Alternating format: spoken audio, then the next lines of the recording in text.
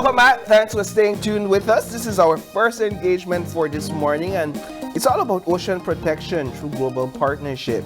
And we have joining us on set this morning two very important individuals. We have a representative of OCP. He has a long title, and he'll tell us all about his title and position when we get to him, as well as, so that's Mr. Peter Colher, as well as we have on set with us Mr. Aldo Cancino, and he's an environmental officer over at the Department of Environment. Gentlemen, good morning. Good morning. Good morning. It's a pleasure having both of you on set. So we could start with you, Mr. Peter. Tell us a bit about OCP and what is it that you guys really do and how this partnership came to be. So about the importance of your work. Yeah, thanks, Paul, and it's a pleasure for. Thank you for inviting me on the show. The Ocean Country Partnerships Program, it's a partnership between the UK and Belize. It's focused on developing Belize's capacity for ocean governance, climate change and resilience, and science and evidence-led works. And what we've really wanted to do is work with Belizeans, listen to what the kind of priorities are in Belize, and then offer our expertise to support those activities. And so we're a mix of different organizations. So I myself am from CFAS, and then we've got colleagues from organizations called JNCC and MMO, and we span the kind of marine protection area in the UK. And it's really just about, acknowledging the great work that Belize already does and offering UK expertise in partnership to kind of progress the Belizean priorities. How long has this collaboration between the UK's organization and Belize has been ongoing? It's 5 years now, but we've worked with Belize since 2016 or so through various different programs. So it's really part of a long-term partnership that we developed with Belize. So. When we interact with other organizations and even countries, I think on the international stages, we are always recognized, Belize, that is, as a leader in marine protection, in our biodiversity. And I'm curious to know, what was it that stood out about Belize from the work that you guys were doing that really brought about the intentions or the interest in working with us? The passion you guys have for your marine environment. We've worked in many countries, and Belize always stands out as people that are committed to protecting the marine environment, working with it, and developing a kind of a healthy relationship with it. So it's important for livelihoods, but it's also important for biodiversity and for health. And so we've always been struck by how Belize is committed to that. And the MPA network, as you said, Marine Protected Area Network, is world leading. So we're really excited. So, for example, our colleagues have been working on getting it something called IUCN green listing.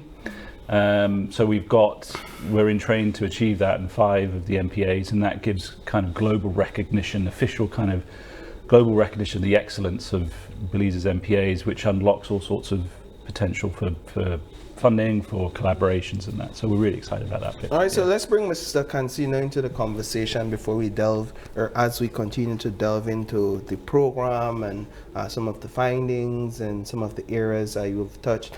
Talk about the Department of Environment's role in this entire program. Well, good morning, and Good morning again. thanks very much for having us and to speak a bit on OCPP and the work that we've been doing.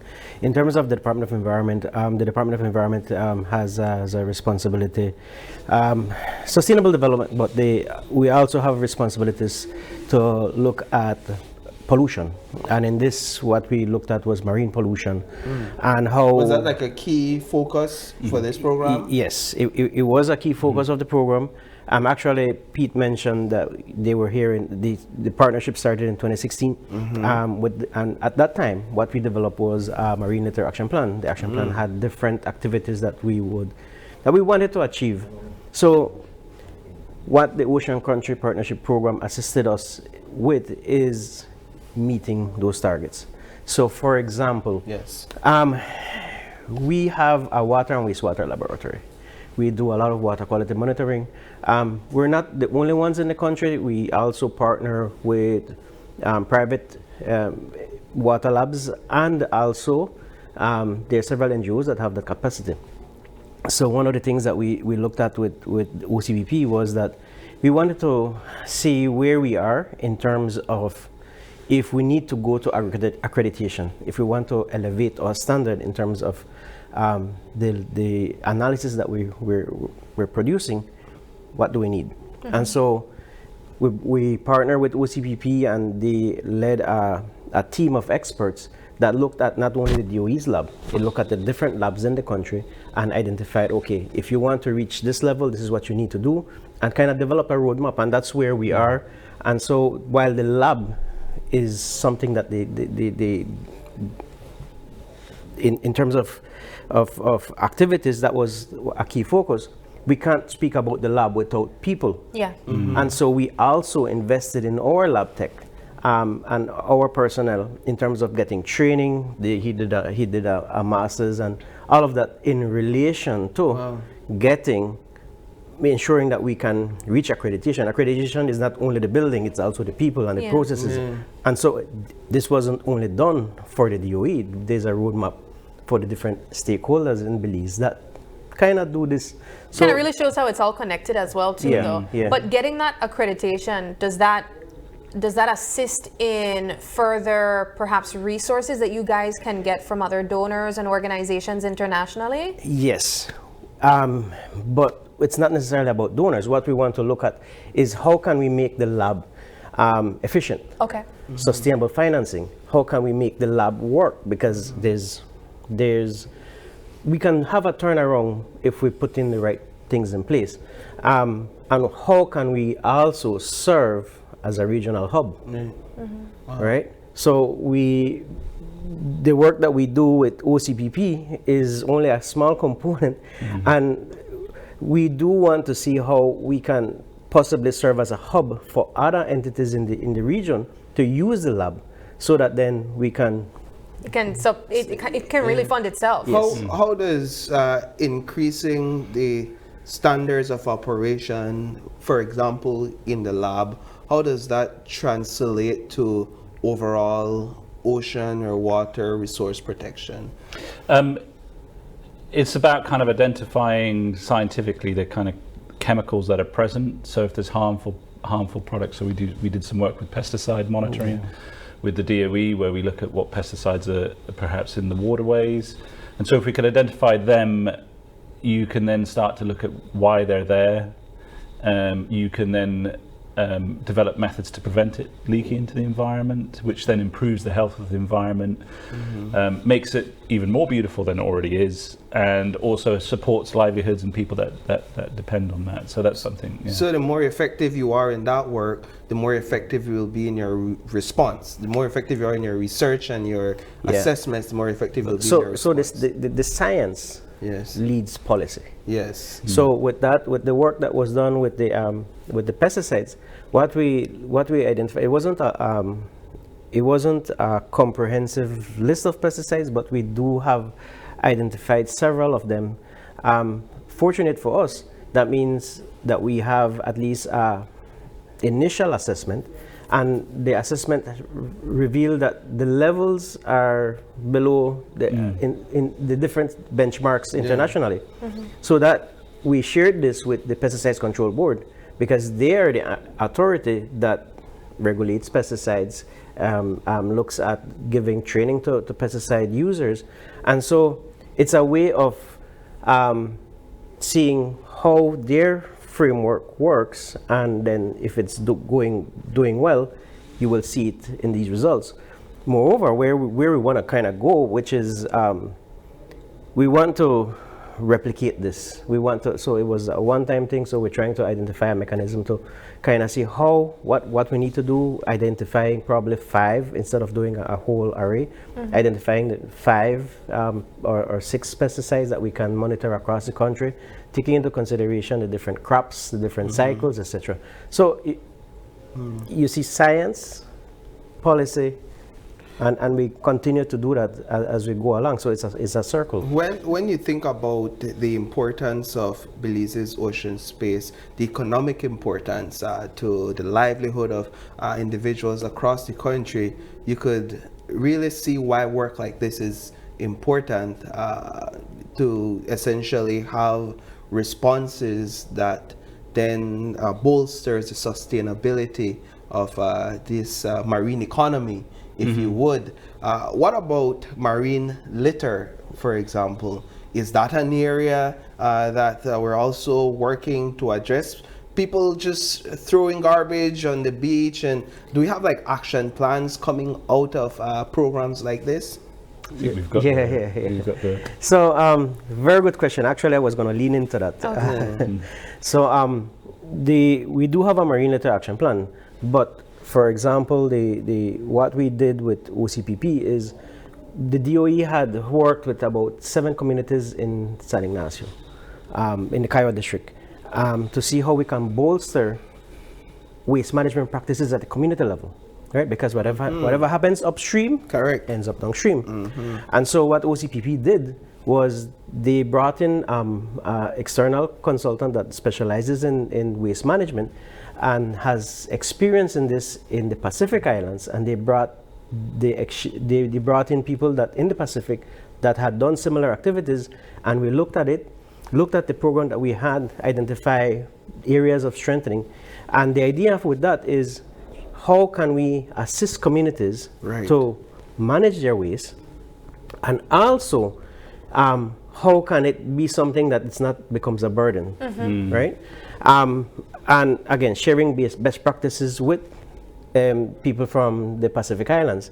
Now, attached to this, or as a subcomponent to this, was the OCPP also assisted in the establishment of a Belize Waste Recyclers Association. So the DOE was doing some work initially on trying to identify what do we need to establish a recycling sector. And we realized that the information is too sporadic. You know, we didn't really know who was on the ground. And Doing so, recycling, yeah, resource recovery. resource recovery. And if people would I even like- buy I like into the the term. idea too, though, because one of the things that I've observed is when it comes to littering in general, it's deeper than just saying that you should and you shouldn't do this. People do these things because it's what they've seen all their lives. You know, they dump in certain areas, they go to a certain place, they just want to relieve themselves of their trash. What has been the data collection in terms of speaking to certain communities as the reason why they would go about littering? Yeah, so the DOE and, well, the ministry has been working, and not necessarily with OCPP on this, but working at strengthening waste management. Currently, the DOE and Solid Waste are trying to identify different illegal dump sites across the country. I believe we haven't finished, but the number is up there. So we have it by district, and we've identified all of these hotspots. We're working with Ministry of Infrastructure Development to see how to do the cleanup. But that is only looking at it from a reactionary mode. Where we want to go, and this is the importance of fresh start, is how do we work with communities so that they can manage the waste, or at least have a collection system and where to take it, because we all generate waste and we need to have an area to dispose. In terms of data, we are not yet collecting the data in terms of the where or how much is generated at these community levels, but with the Belize Waste Recyclers Association, what we want to see is, or what we want to highlight is that a lot of this is a resource. And so if we understand, so the association has different people along the chain. So from custom brokers to Bowen that has the buyback program, to people that are collecting in the formal and informal sector, and we're trying to see how they can now have an environment where we can, instead of saying waste, we have a resource, and let's see how we can take that and have people make an income out of an that. earning of it. One of the things the study identifies is that there is a need for greater community engagement. Yeah, it's needed to ensure that there's this transformational change that we're talking about. What do we mean by that? So, I mean, yeah, we've in OCP, for example, with the marine protected areas, we did a lot of work in partnership with Belize, Ministry of Blue Economies, CSMAI, to bring in communities from the various keys and the coastlines into the decision-making process and the management of those protected areas, because that involvement is key. And as Aldo's just said, working with rural communities on waste collection, developing a kind of sustainable model from which they can do cost recovery and support their own waste collection system. I mean, all of this was identified in a litter action plan that we worked with the DOE on all those years ago. But yeah, I mean, it's a very good point in bringing on communities to that, so it's done with them, not at them. Yeah. Is really important, and it's been something that OCPP's really tried to work with at the community level. And for example, this forum event this week, on the Friday, we're looking at youth and communities, and so we're really focused on engaging youth and students about the challenges, providing the education and the opportunities for them to become the next environmental officer or stewards of their environment. Yeah, exactly. Let's talk really quickly about the forum upcoming and how people can take part. You said that there's an interest to have young people be invested in this as well. Yes, so it's a 3-day forum. So the first day is kind of ministerial diplomatic. It's looking at the governance, looking at climate change, sustainable financing with NGOs and donors and partners, really to kind of set the stage and look at the direction. And then the second day is technical, so it's really looking at how do we translate that and how do we build on what OCPP's delivered. So it's celebrating what we've achieved, but we're really keen to look at tomorrow. Like, what does that mean for tomorrow? How can we work with Belize to do it? And then the final day is on youth and communities. So it's at the University of Belize. There'll be some stands around for people from the various agencies. And then we're going to bring students in. We're going to give them an opportunity to speak to the experts, people like Aldo, but also from across the marine environment management section, all these different roles, so that hopefully they feel inspired. They identify someone they might want to be when they're grown up. Yeah. That's right. But yeah, and then so that they can kind of work towards that career-wise as well. So what's at stake here? Well, I mean, it's the global environment. I mean, Belize, you've got the great, the Mesoamerican reef just off the coast, and you've got a fantastic environment. And so, identifying and working with Belize in the management of that is really important for the global environment, but also for the Belizean people. And seeing them being a success, it can be a model for the world in terms of how Belize has already got many livelihoods and many dedicated professionals that are working in that blue environment, in that marine environment, to sustainably manage it. And I think there's lessons for many other places in the world, including us, including the UK. I mean, nice. Your MPA network, like I said, is top notch. So. Yeah. All right. Well, gentlemen, we do have to wrap up this conversation and say thank you first for joining us. Before we leave, I want to engage you guys in our motivational quote this morning, and it goes like this: action springs not from thought, but from a readiness for responsibility. This comes from Dietrich Bonhoeffer. I believe that's how it's said, but thank you guys so much for joining us, and we wish you guys all the best. Thank you. Thank you too. Your time. All right, we got to take a quick break now, but don't go anywhere. Our next conversation is all about highlighting Harold Young's launch of Political Voices in Belize.